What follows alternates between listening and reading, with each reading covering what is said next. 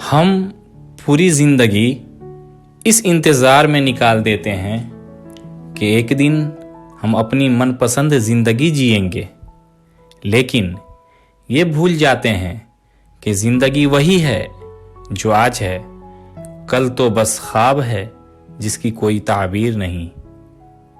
कभी कभी मीठी बातें करके लोग आपको इज्जत नहीं धोखा दे रहे होते हैं।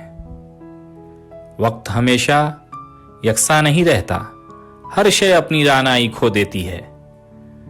अगर माल अपने बुरे वक्त के लिए बचा के रखने की बजाय किसी के बुरे वक्त में खर्च कर दिया जाए तो अपना बुरा वक्त आता ही नहीं है।